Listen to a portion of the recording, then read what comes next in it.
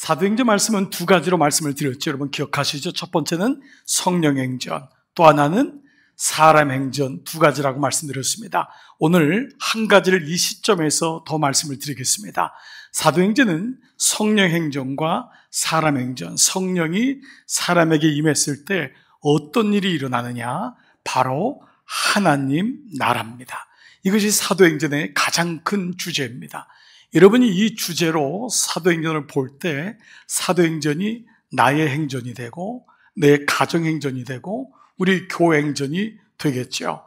자, 2차 전도여행이 드디어 이제 엊그저께 아덴이란 곳은 지금의 그리스의 아테네입니다. 바로 마라톤이 시작됐다고 하는 그 아테네, 아주 유명한 도시 아닙니까? 바로 그곳에서 이어서 마지막 고린도까지 이르는 것이 이제 오늘까지 장면입니다. 자, 그동안 얼마나 힘들었죠? 2차 전도여행을 하면서 너무너무 힘들었어요. 1차 전도여행 때는 기적도 많이 일어났고 이적도 있었지만 2차 전도여행에는 이런 기적이나 이적이 안 일어나요. 가는 곳마다 고소를 당하고 거절을 당하고 감옥에 들어가기도 하고 매를 맞기도 하고, 이게 복음을 가진 자의 이 모습이 이런 건가? 바울의 마음속에 얼마나 회의도 들었을까요? 하나님이 나를 선택하시고 그렇게 파송받아 갔는데 내가 이렇게 거절받으려고 돌아다니나? 바울은 당시에 로마의 시민권을 가진 사람이에요. 내가 이런 대접을 받고 살아야 되나? 이런 마음이 많이 들었을 거예요. 게다가 아덴에 이르러서는 별로 그 힘도 제대로 못 써보고, 사실 아론은 이 아덴은 바울에게는 가장 적합한 도시라고 생각했는지 모릅니다. 가장 예술적으로, 가장 변론적으로도 지식을 가지고 말씀을 전할 수 있는 곳이 아덴이었는데, 아덴에서 교회도 세우지 못하고 그만 이 바울은 거기서 나와서 고린도로 내려가게 되죠. 너무너무 지쳐 있는 거예요. 힘들어 있는 거예요. 사실 이제 MBTI로 하면은 이 바울은 E의 아주 극입니다. 굉장히 활동적이고, 근데 지금 모습 보면 아주 극T예요. 완전히 쪼그라들어 있고 소극적이 되어 있는 이 사람에게 하나님이 그를 찾아가서 위로하시죠. 오늘 9절 10절 지난 어제 말씀인데요, 같이 한번 읽을게요. 밤에 시작. 밤에 주께서 환상 가운데 바울에게 말씀하시되 두려워하지 말며 침묵하지 말고 말하라. 내가 너와 함께 있음에 어떤 사람도 너를 대적하여 해롭게 할 자가 없을 것이니 이는 이 성중에 내 백성이 많음이라. 여러분 이 말씀을 가만히 봐보세요. 처음에 뭐라 그러죠? 두려워하지 말라. 네, 이게 모든 인생에게 주시는 말씀 아니겠어요? 그런데 침묵하지 말고 말하라. 여러분 오늘 이 말씀이 특별히 데오빌로를 가슴에 품고 있는 분에게는 오늘 이 말씀이 여러분에게 처방의 말씀이 되었으면 좋겠어요. 여러분 중에 혹시 침묵하는 분이 있을 거예요. 또 뭐 여러 생각들이 있을 거예요. 내가 사람들이 다 예수님 믿는 걸 안 다음에 내가 얘기하면 되겠지. 그것은 사실 쉽지 않습니다. 우리가 잘 침묵하기 때문에 그 사람이 예수님을 믿는데 어렵고 더 시간이 오래 걸릴 때가 훨씬 많습니다. 바울에게 뭐라 그러죠? 침묵하지 말아라. 이거는 함부로 말하라는 게 아니에요. 그에게 복음의 말씀을 전하라는 거예요. 어떤 사람도 너를 대적하여 해롭게 할 자가 없으니 이는 이 성중에 내 백성이 많다. 여러분 직장에, 여러분이 사는 가정에 하나님의 백성이 있는데 내가 침묵하기 때문에 그가 하나님을 모르는 경우들이 의외로 많다는 거지요. 그런 가운데 무엇보다 바울은 이제 어제 마지막 말씀이면 이렇게 고린도 교회가 끝이 나요. 1년 6개월을 머물며 어떻게 해요? 그들 가운데서 하나님 말씀을 가르치니라. 여러분 문법적으로 하면 이게 그들 가운데가 아니라 그들에게가 더 맞지 않아요? 그들에게 하나님 말씀을 가르치니라. 이게 뭐냐면 하나님 나라가 그들 가운데요. 어몽댐, 그들 가운데. 하나님 나라는 우리 안에도 있지만 우리 가운데 있는 거예요. 너희 가운데 있다는 거예요. 예수님이 하나님 나라가 어디 있냐 할 때 어몽댐을 쓰셨어요. 너희 가운데 있다는 거예요. 부부 사이에 하나님 나라가 있는 거예요. 부모와 자녀 사이에 하나님 나라가 있는 거예요. 목장 가운데 하나님 나라가 있는 거예요. 어몽댐, 그들 가운데 하나님 말씀을 가르치라.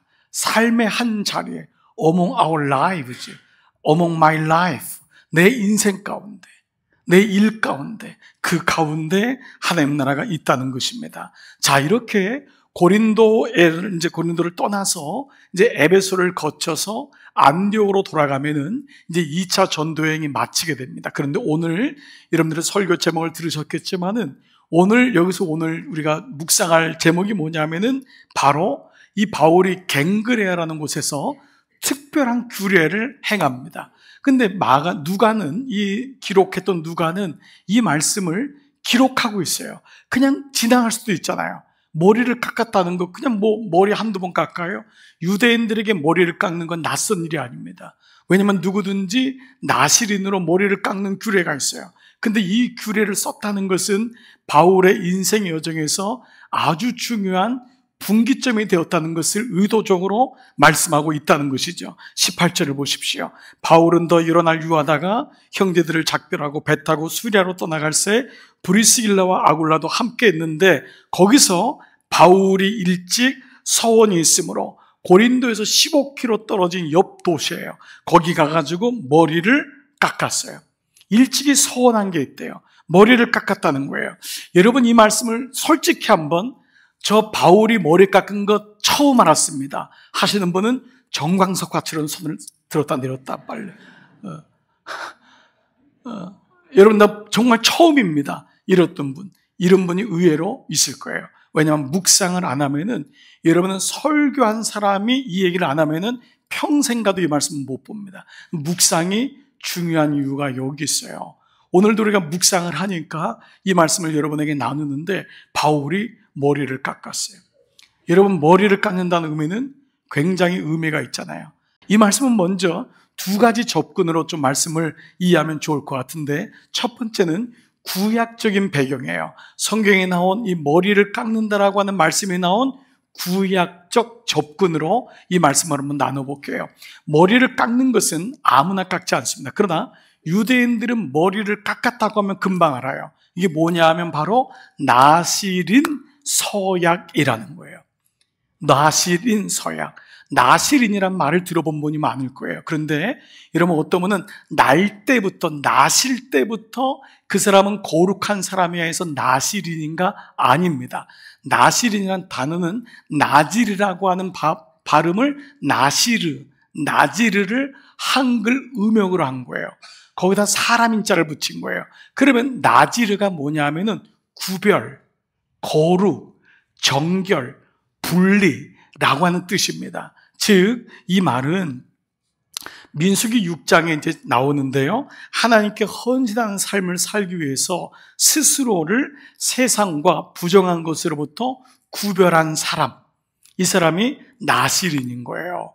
그러니까 이 레위인은 태어나면서부터 성전을 위해서 하나님을 위해서 사는 사람이잖아요. 그러면 11지파는 아니잖아요. 근데 그들에게 하나님 앞에 서약을 하거나 하나님 앞에 뭔가 자신의 삶을 드리기 위해서 어떤 사람은 1년, 어떤 사람은 6개월, 어떤 사람은 1개월이라도 스스로를 거룩하게 하기 위한 그런 기간을 정해놨던 거죠. 그래서 여기는 두 가지가 있습니다. 평생 나실인이 있어요. 이건 뭐냐 하면은 레위 지파는 아닌데 하나님께 드린 사람이에요. 여러분 중에 아는 사람 중에 사무엘이 그런 사람입니다. 사무엘은 에브라임 지파예요. 근데 평생에 제사장으로 살았잖아요. 삼손도 그런 경우입니다. 그러나 보통 평생 나실은 어려워요. 그래서 부분적인 나실은 있습니다. 이거는 말씀드린 대로 1년 정도나 6개월 정도 뜻이 있어서 하나님 앞에 정결한 삶을 살기로 서원하는 거예요. 여러분도 그런 분이 있을지 모르겠어요. 한 달 동안 수도원에 들어가서 그 안에서만 사는 거예요. 나 6개월 동안은 내가 하나님하고 한번 그런 삶을 살겠다. 이렇게 사는 경우들이 바로 이런 예가 됐죠. 그래서 이 부분적인 나실인이 그 시간이 종료되었을 때 그때 길렀던 머리를 깎아요. 잘라요. 그래서 그 불을 예배를 드리면서 그 머리를 태우는 규례가 바로 나실인 서약이었던 거예요. 그래서 오늘 이 바울이 나실인 서약에 뭐를 서약했는지 모르지만 그가 안디옥 교회에 부름받았을 때 그때 하나님 앞에 서약을 했는지, 아니면은 그가 다메섹 가는 도상에서 주님이 부르심 때문에 너무 감격해서 자신의 인생을 드리기로 했는지 모르지만, 어느 때인지 모르지만 그가 나시린으로 서약했던 그 기간이 종료되었던 것이 바로 2차 전도 여행을 마쳤을 때가 이루어졌던 것이죠. 그런데 이 나시린의 서약에는 중요한 게 있어요. 3가지입니다. 금지사항이 있는데 첫 번째는 포도주 금지입니다. 첫 번째, 이것은 뭘 의미할까요? 분별을 의미해요. 나시린은 그 기간 동안에 포도주나 독주, 이스라엘 백성은 포도주가 음료였잖아요, 물보다는.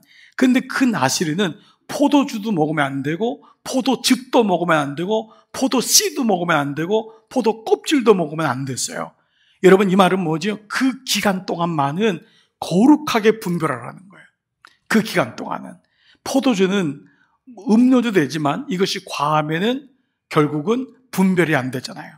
술 취하게 되잖아요. 그래서 첫 번째, 나시린은 분별하는 훈련을 해야 된다. 두 번째는 삭도 금지였습니다. 이거는 그가 그 나시린이 그 기간을 정한 다음부터 머리가 길렀을 때 그 머리를 자기의 손으로 자를 수가 없었던 거예요.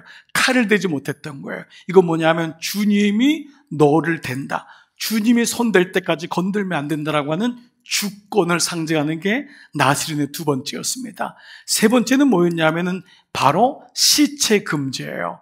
나시린 기간 동안은 시체 있는 곳에 가까이 가도 안 되고, 장례식도 가면 안 됐고, 심지어는 부모님이 돌아가셨어도 가면 안 됐습니다. 시체는 부정한 것이었기 때문에 바로 거룩이란 단어입니다. 3가지 단어예요. 첫 번째 뭐죠? 분별. 두 번째는 뭐죠? 뭐였죠? 네, 주권. 세 번째는 거룩이라고 하는 이 단어가 나시린 기간 동안에 필요했던 이유죠. 그러니까 오늘 우리가 절기를 지킨다든지 이렇게 서원을 한다든지 봉헌을 한다든지 이러한 것들도 일종의 어떤 이런 규례와 예식에 근거한 것임을 우리가 알 수 있습니다. 자, 이것이 구약적인 배경에서 그 기간 동안에 그들은 이렇게 자기를 지켰던 거예요. 그럼 두 번째는 뭐냐? 지금까지 바울의 신앙 여정을 통해 보는 사도행전적 접근이 도움이 될 것입니다. 자, 이때에 사도 바울의 심정을 한번 살펴보는 거예요. 바울은 안디옥 교회에서 파송을 받아요. 정말 놀라운 은혜였어요. 그리고 1차 전도행을 떠나요. 여러분 아시다시피 그 1차 전도행의 첫 번째가 어디였죠? 구브로 섬이었잖아요. 거기서 박수 엘루마를 이기는 기적이 일어나고 놀라운 일이 일어나요. 얼마나 용기를 얻었을까요? 막 정말 대단한 거예요.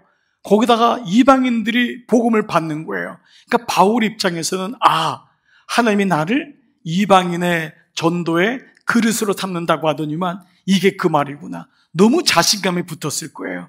그렇게 해서 안디옥에 와서 보고를 하는 일이 지난주에 있었잖아요.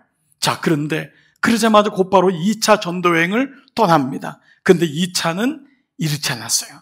시작하자마자 마가라는 요한 때문에 평생 은인이었던 바나바하고 헤어지게 됩니다. 너무 가슴 아픈 일이에요. 그리고 게다가 바울은 자기의 옛 기질이 드러나는 거예요. 사람은 기질이 있잖아요. 바울은 일 중심이었어요. 사람이 중요한 게 아니에요.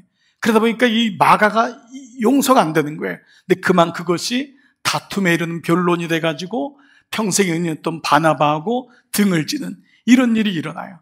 게다가 바울은 똑똑해요. 그래서 그는 복음을 가지고 아시아로 가기를 원했어요. 아시아에 그 뭐가 있죠? 중국이 있습니다. 그러니까 바울은 중국으로 복음을 전하면 온 세상에 복음을 전하는 걸 알고 있었어요. 근데 하나님은 바울을 막아요. 한 번 얘기도 못 알아들어요. 2번이나 막아요.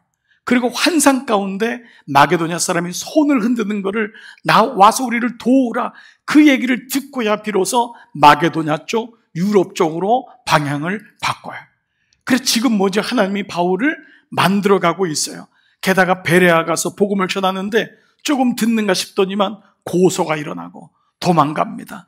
그래서 자기가 자신 있었다고 생각하는 아덴으로 가는 거예요. 아덴은 변론의 도시요, 지식의 도시요, 예술의 도시입니다. 거기서 그가 가진 자기의 지식으로 복음을 전하면은 다 쓰러질 줄 알았어요. 그런데 웬일이에요? 아덴에서는 교회도 세우지 못해요. 쫓겨나서 고린도로 가게 돼요.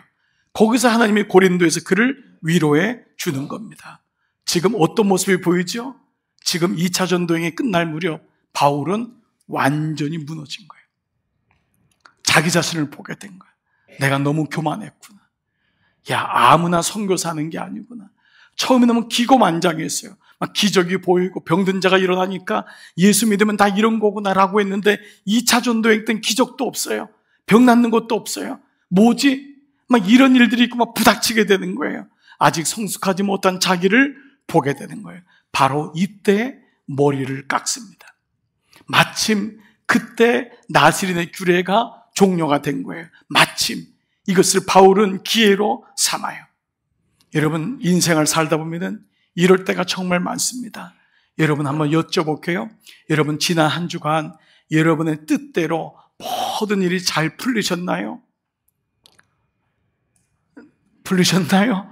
여러분 중에 네, 목사님 그러신 분도 있고 아닌 분도 있을 거예요. 그러나 제가 말씀드린 것에 함정이 있어요. 여기는 여러분의 뜻대로 풀리면 안 돼요. 주님의 뜻대로 돼야 되잖아요. 근데 우리는 사실 내 뜻이 너무 중요한 거예요. 주님의 뜻을 찾기에는 너무 우리가 연약한 거예요. 바울도 선교사로 부름받았지만 자기 뜻이 큰 거예요. 하나님의 뜻 보기보다는 자기 뜻이 있는 거예요. 그런데 인생을 가만 보면은 뜻대로 안 됩니다. 정말 안 돼요. 되는 것 같은데 안 돼요. 그리고 게다가 나름 자신 있다고 생각했는데 안 되는 거예요. 우리 청장년 중에는 직장에서 승급하는 것 때문에 기도 제목이 올라온 사람이 있어요. 난 정말 이해가 안 된대요. 자기보다 능력 없는 사람은 다 되는데 왜 자기만 안 되는지. 회사를 옮겨야 되나요? 남자에겐 진급이란 것이 얼마나 힘든지 몰라요. 어려운 거예요. 정말 어떤 가정은 너무 친구들은 자녀를 너무 쉽게 낳는 것 같은데 왜 이렇게 아이가 안 생기는지 알 수가 없대요. 정말 이해가 안 되는데 다 가정마다, 그리고 자기 집 주변을 봐도 다 자식이 있는데 너무 어려운 거예요. 인생을 가만 보면은 풀리는 것 같고 되는 것 같은데 안 될 때가 너무 많아요. 그런데 이게 인생이에요. 이게 내 뜻대로 되는 게 좋은 것이 아닙니다. 그래서 혹시 여러분 지난 한 주간 잘 풀리신 분은 하나님 앞에 빨리 고백하셔야 돼요. 주님, 제 능력이 있어서인 줄 알았는데 하나님이 도와주셨군요. 하나님이 도와주셨군요. 이 마음을 빨리 가지셔야 돼요. 여러분 능력 때문에 된 것이 아니에요.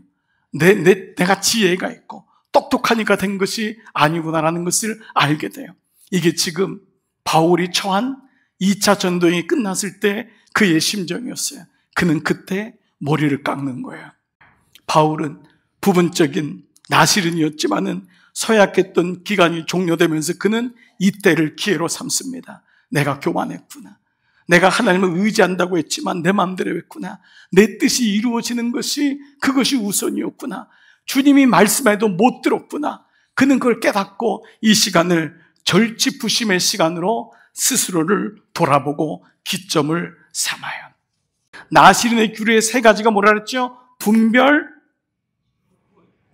주권, 거룩이라고 하는 것이 그에게 몇 개월 동안 1년이라면 그동안 그것이 계속 그의 삶을 유지해 나왔던 거예요. 그것을 기점으로 다시 삼는 것을 말씀하고 있어요. 자, 이게 뭐냐? 지난 주일날 말씀 기억하세요? 바로 다툼에 이르는 변론의 인생이 아닌 묵상의 인생이 되기 위하여서 나의 아비투스를 만들라고 말씀을 나눴어요. 나의 아비투스가 있는가라는 거예요. 아비투스는 헤빗이란 말이기도 하지만 거룩한 습관을 의미하기도 해요. 내 안에 닦여진 길이 있냔 말이에요. 사람은 닦여진 길을 걸어요. 사람은 자기가 닦은 길을 걷는 거예요. 새 길을 걷질 않아요. 길을 걷다 보면 그 길이 반질반질해지고 그 길이 나쁜 길인 줄 알면서도 그 길을 걷게 되는 것이 사람의 길입니다. 그러나 거룩한 습관 아비투스, 예수님을 통한 이 아비투스는 가장 의미 있고 가장 가치 있고 가장 고상한 생명의 기름을 아는 거죠. 맥스 루카이도라고 하는 목사님이 쓴 책 중에 믿음 연습이라는 책이 있어요. 이 두 단어가 의미가 있어요. 믿음인데 연습이라는 책이에요. 믿음 연습. 여러분은 믿음 선포라는 말은 들어봤지만 믿음 연습이란 이 두 단어의 연결성을 생각해 보세요. 이 책에서 그는 부제가 뭐냐면은 이 골리앗을 이기는 19가지 습관, 능력이 아니라 다윗이 골리앗을 이긴 것은 능력이 아니라 습관이었다. 근데 여러분, 여기서 아주 중요한 요점을 얘기해요. 다윗이 골리앗 앞에 나갈 수 있었던 것이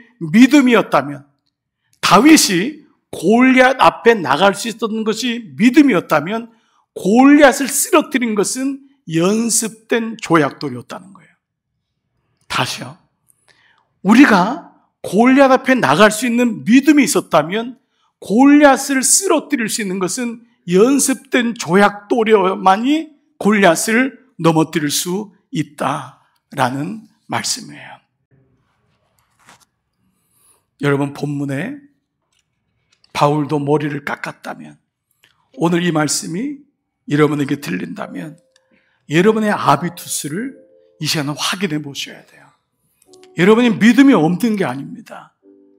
믿음이 없는 게 아니라 믿음이 있지만 연습이 안 되고 연습된 길이 없으면 여러분은 결국은 있는 믿음도 잃어버리게 되기 때문이에요.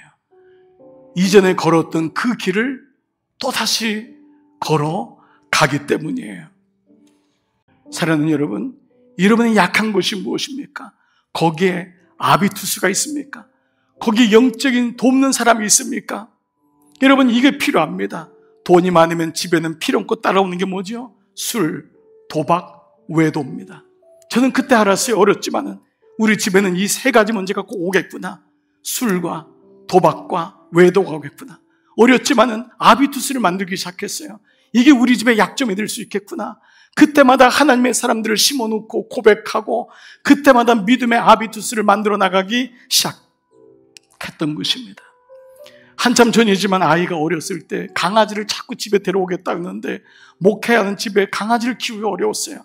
그러다 이런저런 얘기하다가 그냥 쪼크로 아이랑 그런 강아지에 대해서 사람을 비유하는데 우리 엄마는 강아지로 뭐가 비유될까 했더니 저하고 아이가 쉬지도 않고 진도 깨 그랬습니다. 근데 그 순간에 제가 아내한테 너무 고마웠습니다. 우리 집을 지키고 있는 아비투스였구나. 내 약점을 알고 내 연약함을 아는 저 사람이 있었기 때문에 내가 요만큼 견딜 수가 있었구나. 나를 덮어줬구나. 사는 우리가 능력이 있어서가 아닙니다. 하나님의 믿음, 연습이라는 것입니다. 그런데 여기 왜 능력이 있을까요? 왜 이 아비투스가 우리를 살게 할까요? 거기에 바로 예수님이 계시기 때문인 줄 믿습니다. 예수님 말씀 기억하세요? 요한복음 14장 6절 예수께서 이르시되 내가 곧 아비투스요 길이요 내가 곧 진리요 내가 생명이니 나로 말미암지 않고는 내 길이 아닌 다른 길로 만들면은 잘 가는 것 같지만 망한다. 내가 아비투스라는 거예요. 내가 길이요 내가 진리요 내가 생명이라는 거예요. 주일 예배는 여러분에게 아비투스를 만드는 거예요. 매일마다 묵상의 길을 여십시오. 그게 여러분을 살립니다. 여러분 주변에 믿는 사람들을 세우십시오. 믿는 배우자에게 고백하십시오. 연약함을 믿는 친구들을 세우십시오. 주님의 공동체가 있는 것은 여러분에게 아비투스가 되기 위함입니다. 그럴 때 우리는 믿음 연습, 사도 바울도 머리를 깎았다면 우리도 이 시간에 영적 아비투스를 세우는, 만드는 그런 놀라운 은혜와 지혜가 여러분 가운데 있기를 축복합니다. 이번 한 주간 여러분의 삶에 이런 은혜가 있기를 기도합니다.